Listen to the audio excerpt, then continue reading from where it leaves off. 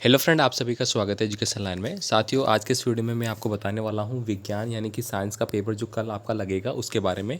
तो यहाँ पे दोस्तों मैं आपको बहुत ज़्यादा इंपॉर्टेंट प्रश्न पत्र वो बताऊँगा जो आपके एग्ज़ाम में ऐसे कैसे आएंगे।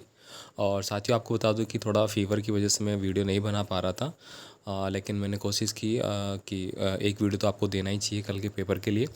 ठीक है, तो आप एक बार समझने की कोशिश करना पूरा पेपर। मैं ज़्यादा टाइम नहीं लूँगा आपका, और फटाफट से आपको सारी प्रश्न है वो मैं वहाँ पे बता देता हूँ। आप इनको अच्छे से देख लीजिए, बाकी अपने दोस्तों को भी सेंड कर दीजिए। पहला क्वेश्चन आप यहाँ पे देखेंगे, खरीफ की फसल है। अब दोस्तों मैंने पहले शुरुआत में जब से मैंने आपको बताया है तब से मैं आपको बताता आ रहा हूँ कि खरीफ की फसल हो गई, रबी की फसल हो गई और जायद की फसल हो गई। इनमें से दोस्तों 100% एक पर्सन आएगा, मैं शुरू से बताता आ रहा हूँ। तो यहाँ पे दोस्तों खरीफ की फसल की बात करें तो ये आपका मक्का हो जाता है यहाँ पे सही आंसर। इसके बाद देखिए, मलेरिया रोग का जो वाहक है ये तो आप सभी अच्छे से जानते हैं। मादा एनाफीज मच्छर है वो मलेरिया का जो रोग है उसके वाहक कहलाते हैं। आगे देखिए, यहाँ पे संश्लेषित रेशा है। तो दोस्तों संश्लेषित रेशा है वो नायलॉन को बोला जाता है, और आपने नायलॉन 66 के बारे में अच्छे से पढ़ा होगा। निम्नलिखित में से किसको पीटकर चादरों में परिवर्तित किया जा सकता है? लास्ट वीडियो में भी हमने इसको बात की थी। तो ये किसको किया जाता है? धातु को। कोई भी जो धातु होगी उसी को अपन पीट सकते हैं ताकि वो पतली चादर में परिवर्तित हो जाए। अब यहाँ पे फास्फोरस को नहीं कर सकते, सल्फर को नहीं कर सकते, नाइट्रोजन को नहीं कर सकते, चांदी को कर सकते हैं। चांदी एक क्या है? धातु है। ठीक है, आपने देखा होगा चांदी मोटी भी आती है, पतली भी आती है। आप मतलब चांदी की आपने सिल्ली देखी होगी, सिल्ली अपन बोलते हैं, डायरेक्ट परचेज करते हैं तो वो मोटी होती है। उसको पीट पीट के चादर में, पतली चादर में बदल देते हैं, पतली पतली अंगूठियाँ बना लेते हैं, बहुत सारे गहने बनाए जा सकते हैं। समाप्त होने वाले प्राकृतिक संसाधन है। तो दोस्तों ये भी पहले भी मैंने बता दिया है। तो समाप्त हो सकते हैं। देखिए, सूर्य का प्रकाश समाप्त हो सकता है, कभी नहीं। वायु कभी नहीं। जल, देखिए जल भले ही खारा हो लेकिन कभी खराब समाप्त नहीं हो सकता। पृथ्वी पे लगभग 99% है वो जल है। पेट्रोलियम ये बिल्कुल समाप्त होने वाले संसाधन है। तो ये आपका सही आंसर हो गया। इसी तरह का आपका पेपर आएगा साथियों, अच्छे से आपको तैयार करनी है, और आप सभी को ऑल द बेस्ट। ठीक है, बाकी आपके लिए दोस्तों लगातार बहुत मेहनत कर रहा हूँ, लेकिन अभी इस महीने की बात करें तो थोड़ी तबीयत बहुत ही ज़्यादा ख़राब रह रही है इन दिनों। ठीक है, लेकिन फिर भी मैं कोशिश करता हूँ कि कुछ ना कुछ तो आपको ज़रूर दूँ ही। और बाकी आप लोगों का सपोर्ट भी बहुत अच्छा चल रहा है, लेकिन इन दिनों पता नहीं क्यों आप कुछ भी देख नहीं रहे। आपका जो पहले वाला सपोर्ट था वो बिल्कुल निल लग रहा है मुझे। बहुत कम विद्यार्थी है जो रेगुलर मुझे फॉलो कर रहे हैं। अब वो क्यों कर रहे हैं आप ही जानो यार। वनोन्मूलन का जो कारण है वो क्या होगा? तो दोस्तों कृषि के लिए वनों को काटना, ईंधन के रूप में लकड़ी जलाना। तो यहाँ पे उपयुक्त सभी आपका आंसर हो जाएगा। इसके बाद देखिए, आंतरिक निषेचन है वो होता है। तो दोस्तों ये मादा के शरीर में होता है। निम्नलिखित में से संकटापन वन्य जंतु कौन सा है? अब संकटापन की बात की जाती है तो यहाँ पे आपका आंसर हो जाता है काले हिरण। दोस्तों अभी कल की वीडियो में जो मैंने बात की थी वहाँ पे हमने बात की थी डाटा रेड डाटा बुक। ठीक है, तो रेड डाटा बुक में दोस्तों किसका अध्ययन किया जाता है ये था वहाँ पे। तो वही संकटापन जो वन्य जीव है, हमारी जो वनस्पति है वो समास में आता है। मशीनों में बॉल बेयरिंग का उपयोग किया जाता है। तो दोस्तों बॉल बेयरिंग है वो क्यों करते हैं अपन? घर्षण को कम करने के लिए, घर्षण को बढ़ाने के लिए। तो यहाँ पे दोस्तों घर्षण को कम करने के लिए किया जाता है ताकि घर्षण ना हो। जितनी ज़्यादा रगड़ होगी किसी भी चीज़ में तो वहाँ पे आग लगने के चांस बन सकते हैं। ठीक है, तो इसलिए अपन घर्षण कम हो। आपने देखा होगा जी, आपका फ़ैन है, मैं चलो बात करता हूँ, ये आपका फ़ैन है। अब फ़ैन में दोस्तों यहाँ पे दो तरह की वाइंडिंग होती है। ठीक है, इसके साथ कैपेसिटर लगा होता है। तो यहाँ पे आपने देखा होगा वाइंडिंग के बीच में एक बेयरिंग लगे होते हैं जिससे कि वो गोल गोल घूमता है। अगर वो नहीं होंगे तो घसड़ घसड़ की आवाज़ आती है ना। तो यार मैं सिंपल लैंग्वेज में आपको समझाने की कोशिश करता हूँ, आपको हंसी ज़रूर आएगी। तो बस वही काम यहाँ पे है। आगे देखिए, यहाँ पे निम्न में से किस वाग ध्वनि की आवृत्ति न्यूनतम होने की संभावना है? अब वाक आवृत्ति, आवृत्ति किसको बोलते हैं? फ्रीक्वेंसी को अपन हर्ट्ज में देखते हैं यार, है ना। तो लड़की की आवाज़, छोटी लड़की की, छोटे लड़के की, पुरुष की, महिला की। तो न्यूनतम आवृत्ति किसकी होगी वो आपको बताना है। तो यहाँ पे ऑब्वियसली लड़की की होगी। विद्युत का सुचालक है। अब देखिए, विद्युत का सुचालक का मतलब जैसे कि ये इसमें से आपकी करंट चली जाए, बस वो सुचालक। जिसमें नहीं जाती है वो कुचालक। तो देखिए, लोहा में करंट लगता ही लगता है, वैसा लकड़ी में लगता है क्या? नहीं लगता। प्लास्टिक में नहीं, उपयोग सभी नहीं, लोहे में करंट लगी जाता है। तो बस यही है आपका।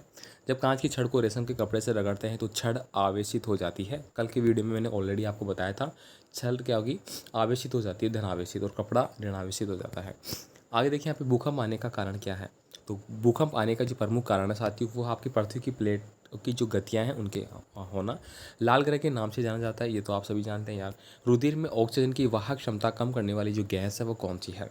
मतलब हमारे शरीर में जो रक्त है, रक्त के साथ साथ क्या होता है, ऑक्सीजन चलती है। अगर ऑक्सीजन हमें नहीं मिलेगी तो हमारा रक्त का संचरण नहीं होगा, हमारी पूरी बॉडी में रक्त का जो संचार है वो नहीं हो पाएगा। इस वजह से दोस्तों हमारी मौत भी हो सकती है। तो यहाँ पे किया क्या गया है कि ऑक्सीजन वाहक क्षमता कम कम किससे हो जाती है, कार्बन डाइऑक्साइड से, कार्बन मोनोऑक्साइड से, जल वाष्प से, ओजोन गैस से। तो दोस्तों हमारे शरीर में अगर कार्बन मोनोऑक्साइड या कार्बन डाइऑक्साइड, इसमें थोड़ा सा मैं कन्फ्यूजन हूँ, आप इसको एक बार पढ़ लेना। आगे देखिए यहाँ पे फलीदार पौधों की जड़ में क्या पाया जाता है। ठीक है, तो यहाँ पे देखिए बहुत सारे आपको आंसर दिए, ये मतलब ऑप्शन दिए गए हैं, बस इन्हीं में से यहाँ पे आपको भरना है। ठीक है, ये आप भर लेंगे।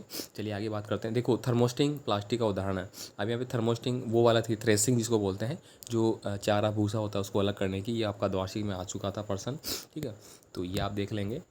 ठीक है, चलिए आगे देखते हैं अपन। ये इंग्लिश वर्जन भी आपका यहाँ पे सही और गलत का आपको चिन्ह करना है। यहाँ पे अवांछित या अप्रिय ध्वनि को संगीत कहते हैं।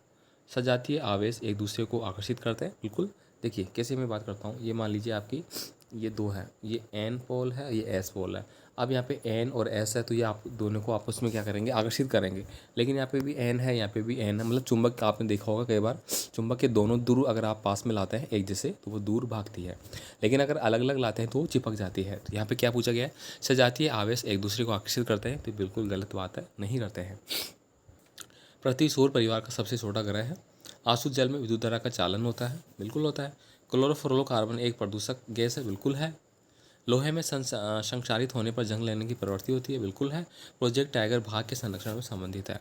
आगे देखिए यहाँ पे देखिए कॉलम ए और कॉलम बी को आपको मिलान करना है। ठीक है, तो इनको आप मिलान कर सकते हैं। रबी की फसल, आप रबी की फसल देखिए, गेहूँ चना हो गया, यहाँ पे एक प्रोटोजोआ क्या है, कपास क्या है, डीजल क्या है। ठीक है, मोटर ईंधन वगैरह होता है, बस आपको टिक करना है। ठीक है, अब यहाँ पे देखिए मिट्टी में पोषक स्तर बनाए रखने के लिए क्या मिलाया जाता है। ये दोस्तों आपका जो पेपर बोर्ड ने जारी किया था, एक सैम्पल पेपर जो कि विद्यार्थियों को समझ में आ जाए कि पेपर कैसा आ रहा है, वो मैं आपको बता रहा हूँ। और यहाँ से बहुत सारे क्वेश्चन भी आएंगे, ऐसी बात नहीं है कि यहाँ पे नहीं आएंगे। आप जो पेपर देखेंगे तो ये नहीं कहा जा सकता कि 100% 100 मतलब 100% यही प्रश्न आएंगे, लेकिन यहाँ से ज़्यादातर प्रश्न आपके आएंगे। ठीक है, तो ये आप देख लीजिए, एक बार इन प्रश्नों को देख लीजिए, पढ़ लीजिए क्या होगा इनका। ठीक है, विद्युत के कुछ चालक पदार्थ का नाम आप बता सकते हैं। ठीक है, लकड़ी वगैरह। विश्व उष्ण के लिए उत्तरदायी गैस का नाम आप बता सकते हैं। आप गर्मियों के लिए सूती या संश्लेषित रेशम में किस से बने कपड़े खरीदेंगे। ऑलरेडी दोस्तों मेरा बताया हुआ पेपर है पहले भी, और इसकी PDF फाइल दोस्तों मैं टेलीग्राम पे अपलोड कर दूंगा, आप वहाँ से इसको डाउनलोड कर लेना। ठीक है, धातु अधातु में दोस्तों 100% आने वाला प्रश्न है ये, देखिए। ठीक है, पहली क्लास में मैंने बहुत अच्छे से बताया। संगमरमर का बारे में हो गया। आग बुझाने के लिए पानी के इस्तेमाल से पूर्व विद्युत आवर्ती क्यों बंद की जाती है। भूकंप से बचने के लिए आप क्या सावधानियां बरतेंगे। सौर परिवार का नामांकित चित्र बताइए। CNG और LPG, ये तो आप सभी जानते हैं, वर्तमान में CNG गैस है वो ज़्यादा चल रही है गाड़ियों में, क्योंकि पेट्रोल की लगातार कमी के कारण ये चलन में आ रहा है फिलहाल। ठीक है, जयपुर में भी चल रहा है यहाँ पे। अगर जयपुर से आप दिल्ली रोड पे आओगे तो वहाँ पे आपको 2-3 सेंटर इसके मिल जाएंगे। यहाँ पे देखिए नर जनन का तंत्र का नामांकित चित्र आपको बनाना है। खरपतवार किसे कहते हैं। ठीक है, सिंचाई किसे कहते हैं, ऑलरेडी सारा मेरा बताया हुआ पेपर है।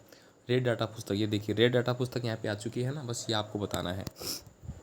यहाँ पे देखिए मच्छर का हो गया, आवर्ती वगैरह यहाँ पे। ठीक है, ये हो गया इसके बारे में। हाँ, जल प्रदूषण को नियंत्रण करने के 4 उपाय। दोस्तों आपको जल, वायु, ध्वनि, ऊर्जा भरना जो भी है ये अच्छे से पढ़ना है। मतलब पर्यावरण प्रदूषण से रिलेटेड जो भी टॉपिक है आपको अच्छे से पढ़ना है। 100% नहीं, 1000% उसमें से पर्सन आएगा। ठीक है, आपके पास एक नाइट है, फटाफट से आप तैयार कर लीजिए। वायु प्रदूषक से क्या आशय है, वायु प्रदूषक के हानिकारक प्रभाव का उल्लेख आपको करना है। देखिए दोस्तों अभी मेरे को फीवर है, वो मतलब कल से आ रहा है, बहुत ज़्यादा फीवर आ रहा है, और मेरा फीवर वो लगभग 104-105 डिग्री है। लेकिन फिर भी मैं अभी आपको वीडियो बना रहा हूँ, आपको आवाज़ से लग रहा होगा, लेकिन देखो मैंने हमेशा विद्यार्थियों के लिए हेल्प के लिए कार्य किया है। ठीक है, और मैं करता रहूँगा। बाकी आपका सोचना क्या है, यहाँ तो देखो सामाजिक विज्ञान का हो गया, मैंने ऑलरेडी बताया था आपका। तो ये पूरा पेपर यहाँ पे हो चुका है। PDF फाइल मैं आपको जल्दी वहाँ पे अपलोड कर दूँगा, आपका ज़्यादा टाइम नहीं लूँगा। फटाफट से आप दोस्तों को फटाफट सेंड कर दीजिए। देखिए आपके जितने भी दोस्त आप पहले भी सेंड करते थे उनको तो फटाफट सेंड कीजिए, उनको पढ़िए, अच्छे से पढ़ लीजिए। ठीक है, चलिए मिलेंगे फिर। संस्कृत का पेपर जो आपका लास्ट पेपर है और वो 17 तारीख को है। कल के पेपर के लिए ऑल द बेस्ट। अच्छे से पेपर दे के आना है और कमेंट ज़रूर करना है पेपर होने के बाद कैसा रहा, क्योंकि 1% मतलब 100 जनों में से 1 जना कमेंट कर रहा है मुझे कि हाँ पेपर कैसा रहा है, बाकी कोई कमेंट नहीं कर रहा। तो ऐसे भी आप कमेंट करते हैं तो ये बात भी आप कमेंट जरूर करें। ठीक है, मिलेंगे फिर अगले पेपर के साथ अगले वीडियो में। धन्यवाद।